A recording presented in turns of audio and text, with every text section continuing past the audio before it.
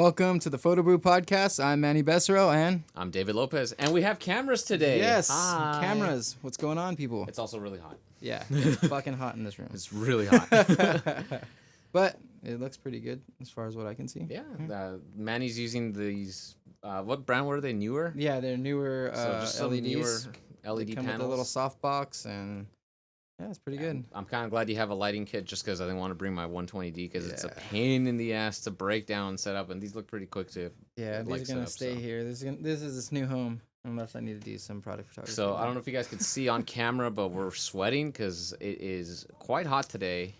Yeah, There's no it's- AC here, It's so 100 degrees outside, and Mhm. it's probably like 110 in here because this is a like house from the 1950s, and there's Okay. no insulation in these houses. but at least we have a nice quiet space to record for the most part. yeah, Because my house, and that's also partially why I don't do as many YouTube videos, is just Uh-huh. because I have a roommate and my family's also home most of the time, and my setup's in the living room yeah, because I don't like having my equipment out and about because my kitties will tear it up. yeah, And so it's like I sometimes have to plan with their schedule to try to film stuff, but because it's been so hot lately, I haven't really had the desire to do anything. Just kind Yeah. of like play Call of Duty all day. Well, we have our goals. Mhm. We're planning on eventually, when we get there, to have a little place of our own for Exactly. photos and videos and Like a huge whatever. like warehouse with Yeah. AC. Yeah, definitely AC. That's gonna be the first thing we ask for. Exactly. So, what'd you bring us today for coffee? So for coffee, I'm gonna put it up on camera. So this is from Muddy Paw. I don't know if you guys could see it. I actually work with them doing their marketing. Oh, okay. And so this is called their Buddy Blend. It's a medium blend that is originated from Central and South America. It kind of has like a city and French, I guess, kind of like taste to it, or roast. And also, what I like about Muddy Paw, and this isn't sponsored, they didn't pay me to say this, but the reason I like supporting this small business is because anytime you buy a product from them, whether it be coffee, like a cup of coffee or a bag of coffee, they donate some of the proceeds to a local animal charity to help save animal lives. Mhm. And they're super transparent about everything. So that's why I like to support this small business. And their slogan is have a pup, or sorry, not have a pup, have a cup, save a pup. Yeah. So And it's funny because I was just telling you, I've been Mhm. wanting to try that. It's kind of crazy because Mhm. as we're doing this, our idea was to, bring in a new coffee, and Mhm. it was try to find local roasters and just Mhm. kind of try it out because, I mean, we can always grab anything from the store when we run yeah, out. like Starbucks or whatever. But just in like researching places around here, there's not very many. And Muddy Paw came up, and I was reading their bio, and Yeah. somebody who has like 3 dogs at home, it's Yeah. like, yeah, that's cool, and like, It's awesome, and the cool thing, at least at the location in Eagle Rock, they have a little dog park, so you can bring your dog and like have him run around and everything. I like going there too, just because with everything going on with COVID, they're one of the few places that still has a fairly large like outdoor seating, so you can kind of like hang out and feel a little normal, but not right now because it's hot as Yeah. fuck, and we're having hot coffee. yeah, So, hot coffee. Cheers, salute. Cheers, salute. Ooh, that's good. Yeah, I like it. It's not very bitter though, so You know, it's funny. really sweet. Yeah, and it's interesting because Manny has I'm gonna call this like a knockoff Chemex from Target, and I use the Hario V60 at home, and I'm tasting a lot more of that like sweetness you're talking about Uh-huh. from this versus at home when I use my V60. I don't know if I'm just putting not enough water or too many grinds to the water, the whole ratio shit. We did grind a shit ton of Well, beans. yes, we did, because I'm gonna drink more than one cup. So, But it's interesting how like the brew methods kind of sometimes change up the flavor of the coffee. We're also Yeah. not experts on coffee, so if you are a coffee expert, please feel free to comment down below and correct us. Adrian, I'm talking to you. Hey, we just Actually- like coffee. Actually, the funny a couple like 2 weeks ago, quick story. Espresso Cuts gave me that coffee that we tried last week, and Adrian's like, "Oh, like let me smell it." So he smells it and he takes a bean and eats it, and he's like, "Oh, it's very nutty." And I was just like, "What the fuck are you doing?" It's like, "That's how you taste coffee." I was like, "I didn't know you could do this," and I tried it, and I was like, "This is horrible." Yeah, it's like somebody introduced me to chocolate covered espresso beans. Oh my and I'm god, like, those are drugs. I didn't know. Yeah, they're very addicting. They're really And good. after that, like, I kept going to Yeah. where did I get them from? I think I got them from Smart and Final, Mhm. and I demolished them in like a week. When I worked at Coffee Bean, they for their ice blend, it's their equivalent of the Frappuccino. You can put chocolate covered espresso beans and blend it. Yeah. Dude, some good stuff. Nice. But that's enough for coffee. Yeah. As far as photo news, I guess, is concerned, the R5 is still in the news. Yes. I'll quote Muddy Paw here because I don't know if you watched this video last week. Yeah, I did. He says that the R5 drama is like the worst soap opera you could possibly watch, and you can't stop watching it. Yeah. Because apparently, according to, I think it was this, like, you said it was like this EOS HD or some sort of like website from China. Oh yeah, where they did the breakdown. Yeah, so apparently there's no heat sink in the R5. And for those of you who don't know, the heat sink is basically what dissipates the heat from the camera when it generates heat. And so there's suspect that that's part of the culprit. There's also supposedly evidence to suggest that it's actually software-induced overheating, because there have been reports where, like, you touch the camera, it's not really that hot. You take the battery out, it's not that hot. And, so it's like this big conspiracy. We don't know, man. Yeah, we don't know. And it's like somebody's going to figure it out, and they're going to either, if Canon doesn't fix it, they're going to hack into that thing, and they're going to... Magic Lantern, baby. Yep, and they're just going to... It's going to be a beast. Yeah. For those of you who don't know, Magic Lantern is basically this like third-party software that this company made to hack the like DSLRs, like the 5D Mark III, for example, and allow it to, like, I think shoot stuff like 4K and like log footage and just a lot of the stuff that you would find in some of the more recent cameras. Yeah. But it could also potentially brick your camera because it's third-party firmware.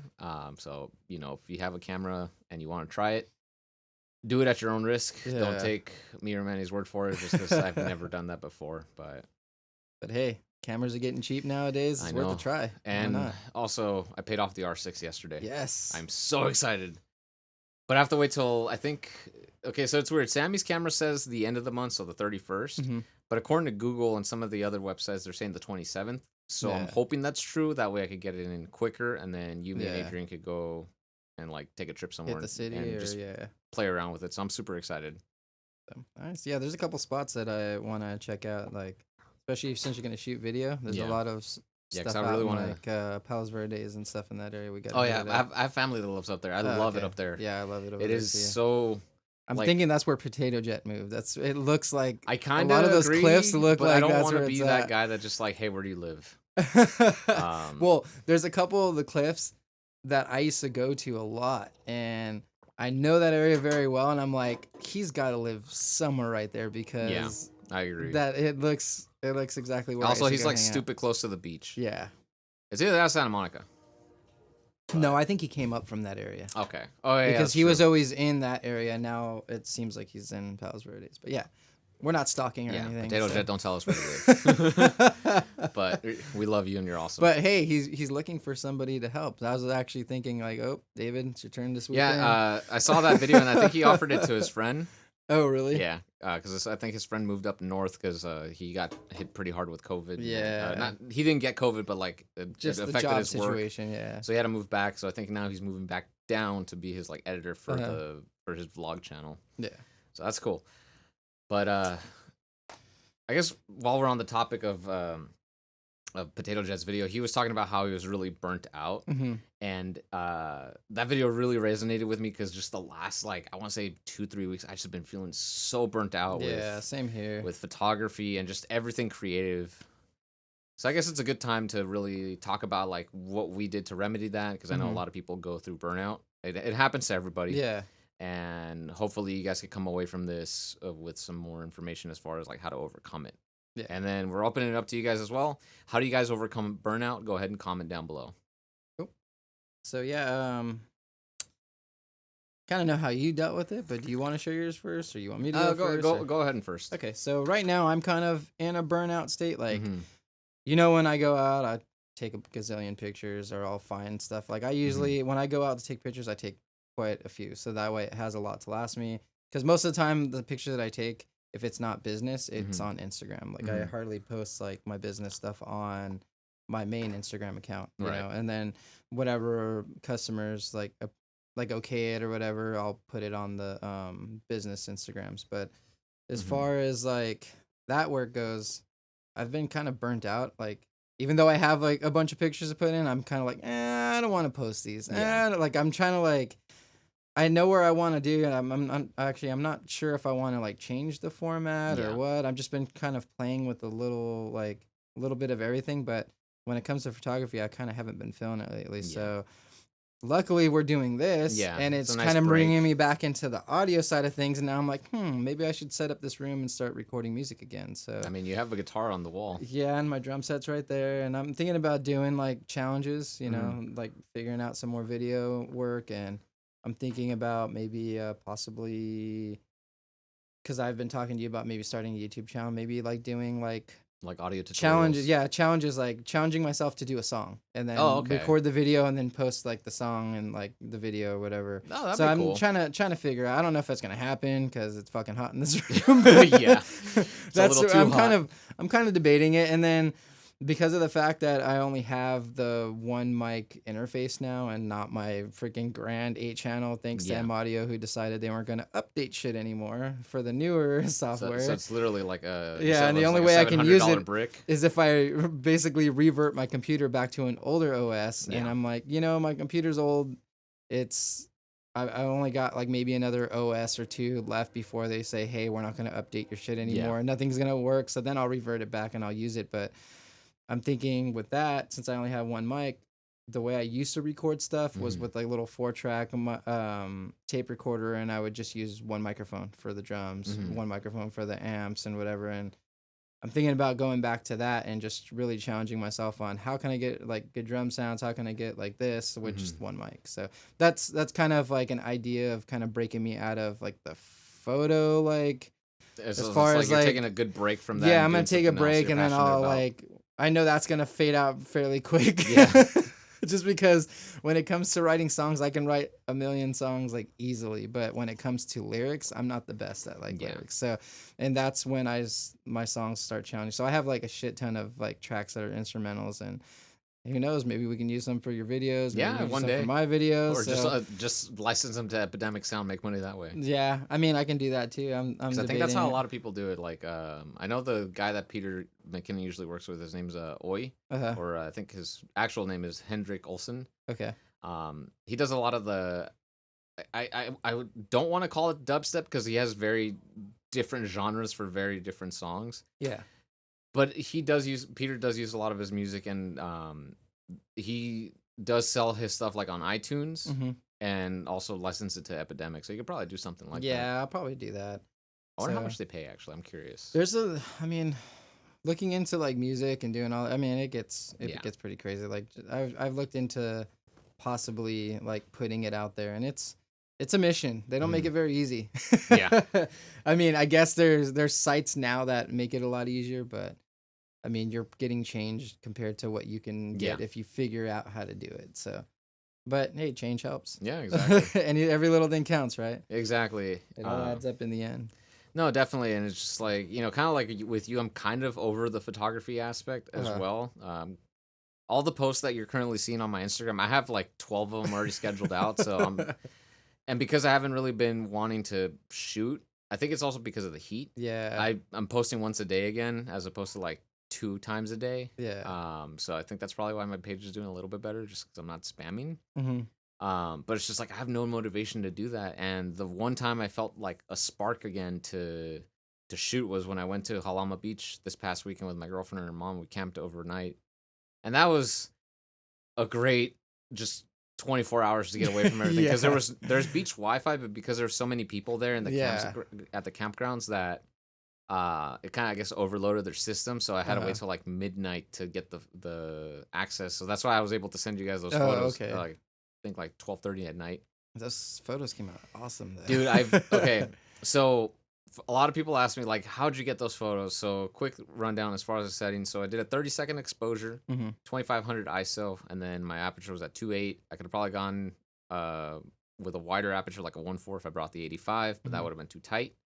And then I just edited it to kind of like bring out a lot of the purples hues that you see typically when you see the Milky Way. But the camera, though, did a pretty good job of capturing a lot of the details, and it was a super clear night in the mountains because Halama Beach is basically in Santa Barbara, but you have to go deep into the mountains till you hit the cliffside. Yeah. And then, the campsite's there. You go down. And, but it was a clear night, so, like, I've never seen the Milky Way, and let alone the stars that clear. Like, I remember when I went to Joshua Tree 4 years ago, and I don't remember seeing it that clear that night. I think you could see it a lot better from the beach than I think like going further inland. Yeah. But good getaway, and much like you, I'm kind of like dabbling more in video again. Yeah. But it's more so for my short film, which I showed you like what my rough edit before we started. And I had a lot of fun putting that together, just because I do enjoy shooting video, but when it's for other people, like clients, because then I typically like to be behind the camera because I have kind of like the vision or the idea of how I want to shoot it.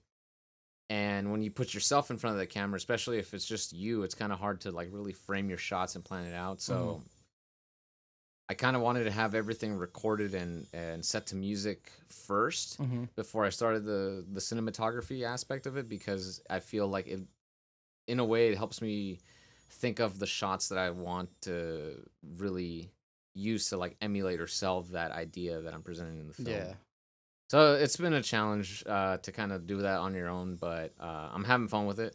Yeah. And it's also really hot. So, it's at my house especially, it's been pretty hot as well. So it's just like I don't have the desire to do so. I was just like, I just want to like relax and play video games. Yeah. Well, that's one thing too, is like when you get your R6, and then I also got the that vintage lens coming. So with the Helios. Yeah. I'm excited to play with that. So I really want to play with that thing, but I really want to like play with that thing on your camera. Yeah, I'm curious to see how it'll play with. I mean, the RP, we don't have image stabilization, so I'm sure it'll work well. But yeah, like before things start, I mean, things are already starting to pick back up. So, I mean, it was kind of cool walking around LA and there's nobody there. Yeah. Like, so I'm just kind of hoping that like we can still get like some ghost town videos. I'm sure we can, or we could go down to like Santa Barbara, just somewhere. Yeah. I mean, I think also things are picking up back up just because, despite us being in a pandemic, I think people are wanting to go out to the beach or to places that have AC to cool down. Yeah. And so that's probably why we're seeing a lot more people out and about. But I really hope. Actually, I know where we could go. We could go Pasadena because I was there yesterday in Old Town, and it wasn't as busy as I thought it would be, considering like there's a lot of restaurants there, so it's a lot of outdoor seating. It wasn't as busy as I thought it would be, so we could probably go there like maybe like towards sunset, so it's a lot cooler. Or somewhere like even up in the hills too, because I guess they said they said that lens really shines around greenery. Around stuff where the sun can like shine through it, because that's when you start seeing the swirls and like. Oh, then we could probably go up to the Angeles Crest. It's like 20 minutes from my place, and there's I'm assuming it's not on fire, but because I know Lake Hughes is on fire right now. Everything's on fire right now. That's why it's so hot. I know. All the humidity is just nuts. But yeah, we could go up there because there's a lot of greenery, and like in the cooler times, because that's where Mount Wilson Observatory is, and that's the lowest point, at least that I'm aware of, that you could see snow. Oh, okay. But when I went back up in March to the Angeles Crest, we drove all the way up to the end of the highway. It was like 100 feet up in the mountains, and there was just a fuck ton of snow in March. This is like late March. Yeah. So it was super cool back then, but now I don't know how crazy it'd be with the dry heat and everything. Yeah, I'm hoping it cools down. I know sometimes like it gets pretty like gnarly up until October, and I'm just like, oh, I hope it doesn't. Like, I don't care about the heat, just the humidity needs to go away. No, definitely. And with regards to going back to real quick to like just feeling the burnout, at least with me, what I've been finding that works is, just taking time off, like just put away the camera, don't even think about it for like a couple days, and just do something else. Like again, like I said, the video that I've been working on with my short film has really been like just giving me the motivation to shoot more video and kind of just take a good break from photography. Because I mean, I've been doing this shit for like 8 years. Yeah. So I think I'm probably gonna just stick with video just because. Yeah. I don't know. I just don't feel the motivation or the drive to shoot stuff, and I love doing product photography and all that, but I do miss going up to like shoot landscapes and like cityscapes. But it's just been too damn hot to do anything. Yeah, and I think that's where it is. I think that's where it's kind of at for me too. I think the problem is because I like doing portraits, but it's hard to find people to do portraits right now with. And then like since I have like a small circle of friends that I know where they've been that I can actually shoot, it's just they still kind of don't feel comfortable enough to come out, and it's like okay. And I'm like, dude, I have lenses where I can shoot like far away now, but it's just snipe them. Yeah, but it's just still like, I mean, I understand, so I don't want to push anybody to where they're uncomfortable. So right now, I'm just kind of taking a break from that, and then I mean, if I can get out and do landscapes or like just buildings and stuff like I used to do, I think I'd have a lot of fun with that too, just because it'll kind of put me in a different spot. Like when I first started, like it kind of rebuilds the eye. You know what I mean? You kind of start looking at things like a lot different. I think that's kind of like what drew me into photography in the first place, is the whole like trying to figure out what looks good in the screen. Where does this building fall in line with this part of the screen? And that's kind of like how I learned a lot of the photography, was just landscapes and buildings at first. But yeah, I mean, I don't know. I mean, with me, it's like, I know I'll probably want to go out and shoot with my new camera once I get it. I think that's also partially why I haven't been wanting to do anything. It's like the thing Maddie was saying. The reason why I canceled the R5. Yeah. It's stopping him from doing it. It's just like, I'm just waiting for it. I'm waiting for it. And it's like, it'll be better when I get my R6. But I do agree with him, because that's kind of like why I started doing the film initially. I was originally going to just shoot it on the R6 to put it through its paces, but I was just like, okay, I don't want to wait and, not have the motivation later on to shoot it. I got to do it now that I feel something. And then after I watched Maddie's video, I was like, okay, I kind of had the right idea of just shoot it now, worry about the gear later. But it's kind of actually a good testament to the RP, because of the fact that it's gotten so much negative reviews on just like the R when the R first came out. Like, I mean, I love the RP. Man. I mean, it's so good. You've had the R for a good long, what, a year? Yeah, the R, You had the R for like a year before you sold that thing, and like, so to use the RP for video stuff, like, you're basically, I mean, you can straight up say, hey, downgrade, but I see really no difference, especially because everything I shoot is 1080p, and then if I need to upscale it, I can just do it in post. Like, that's what I'm saying. 1080p is future-proof, man. So it's like, it's kind of a good selling point to be like, hey, you don't really need the R. You don't really need this. The RP works just fine, and like, it's funny because like I'll go in the camera forums, and like people would ask, oh, I want to upgrade from my DSLR, like shit, I want to upgrade to a full frame. Should I get like a 5D? Should I get like an R or whatever? And I always promote the RP. I'm like, it's a great camera, and like it depends on what you want though. Like, do you want a photo only camera that has decent video? Yeah. And people are still like, no, get the R, and I'm like, hey man, whatever's in your budget, I have no problem with the RP. Yeah, I mean, someone on the Canon mirrorless group I'm a part of on Facebook, I was asking like, oh, should I get the R or the RP? And they said like they were gonna primarily do mostly photography, and I just told them like, yeah, just get the RP. And for the price of an EOS R body, you could get the RP with a good solid lens for about the same price. I told them, like, yeah, just get this.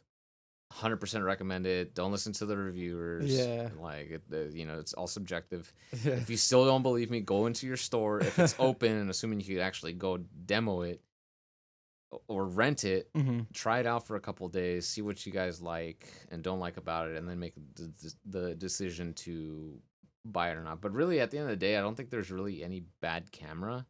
I just feel like it's the whole... Like the people are just obsessed with specs that kind of like make that whole aspect very very toxic. And that's what I laugh at too, because it's like everybody knocks the RP and they're like, oh, it's not a professional camera. It's like, well, is a 6D Mark II a professional camera? Because it's the same damn camera. Like, here's the way I see it. It's like, if you know what the fuck you're doing, doesn't matter the camera. Yes, the camera does make your job a lot easier in some regards. But if you know what you're doing, you understand your camera's limitations, and are getting paid to do, let's say, a wedding. Like I shot a wedding on the RP, you know, and I got paid for it, so therefore I'm a professional wedding videographer. Professional subjective, because you know the whole term professional typically means like you have a mastery over something, but the camera made me money. And and at the end of the day, I think that's what's important, is that if it's paying the bills and keeping the light on, or the AC on in this case, you know, then it doesn't matter what camera you're using. It's just understand what the camera's limitations are, and understand your skills as a photographer or videographer, so you know what to do should an issue arise. Because that's what you're getting paid for. You got to problem solve. And that's one of the clients actually I had a couple years back, doing a lot of product photography with him. Super awesome dude, but he always would just grill me like, but it was like with constructive feedback, which I really appreciated because it made me a better person and photographer. He said, look, like, you got to problem solve. When a situation arises, just don't give up. Like, you got to really figure out like what the limitations are, or change your lenses, or whatever it may be, to figure out, why am I not getting the shot, or why is this coming out this way? What do I need to do differently to get the result that the client's expecting? Because at the end of the day, whether you agree with it or not, the client's really the one that is going to have the last say on a lot of stuff, because they're the ones that are paying money to hire you. But I think with that, we could end the video. Thank you guys so much for watching. Thank you. Hit that like button, subscribe, because it's going to go on YouTube. If you're listening on Spotify, Apple Music, follow us, subscribe, or however that whole thing works. I mean, we're going to be everywhere. Yeah, it's going everywhere. And then I'll put the videos on Instagram too. Yeah, I'll probably do like the swipe up links. Yeah. Just because I don't think anyone's going to want to watch like a 30-minute video on Instagram. But thank you guys so much for watching, and we'll see you guys next time. Bye. Bye.